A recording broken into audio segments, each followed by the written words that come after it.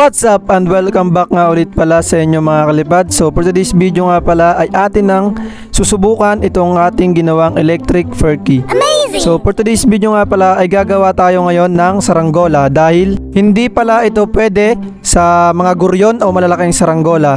So maliit na saranggola lang to mga kalipad ano. So ayan, subukan na natin itong electric Ferky. Let's go! So ayun mga kalipad, bali meron na pala tayo ditong nakaabang na plastic at mga gamit sa paggawa ng saranggola na maliit. So meron na rin tayo ditong walis tingting na nakaabang. So ayan pala yung ating prinsesa, si Lola Conchita. Shout out! At dito ayan na pala yung ating walis tingting.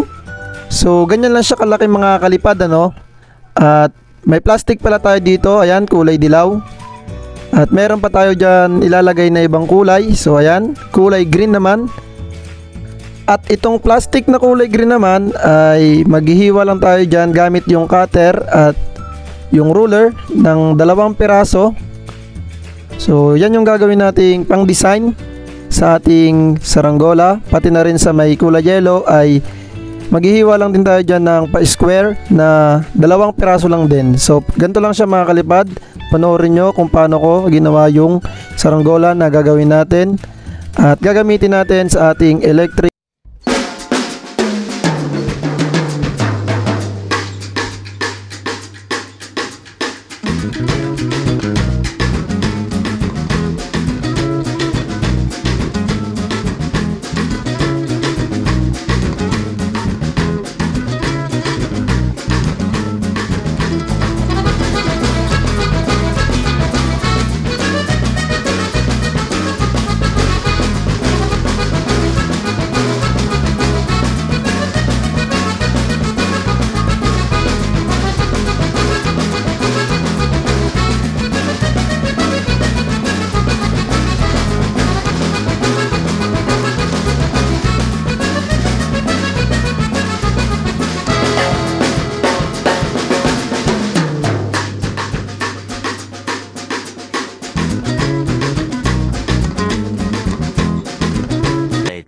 At ito na nga ang resulta ng ginawa natin. So dinigit lang natin yan ng scotch tape at kinat ng pa-diamond.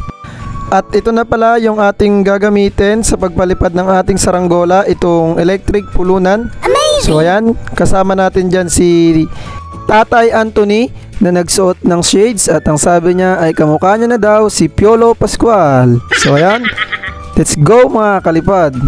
So dito mga kalipad ay papaliparin na sana namin yung saranggola pero mahina pa yung hangin dito sa baba. Kaya napagdesisyon na namin na doon na lang kami sa may taas magpapalipad. Diyan sa may taas ng bundok na yan mga kalipad ano. So akyatin muna namin yan mga kalipad. So let's go!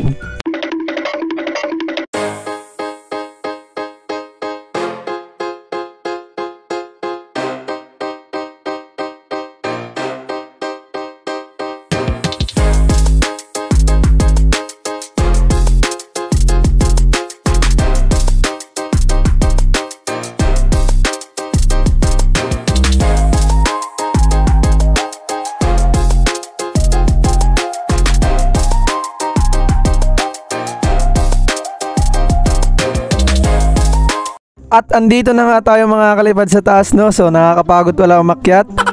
At syempre okay lang naman yon para naman masubukan natin itong ating ginawang electric pulunan mga kalipad.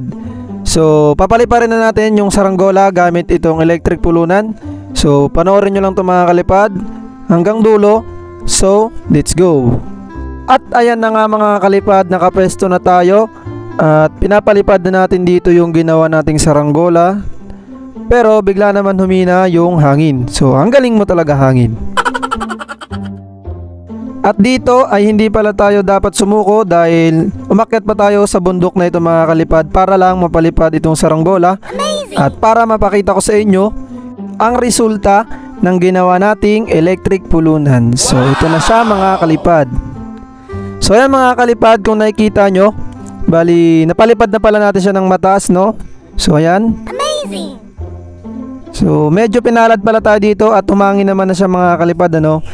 So dito pala ipapakita ko na sa inyo kung paano yung mabilisang pagpababa ng saranggola gamit lang yung ating electric pulunan.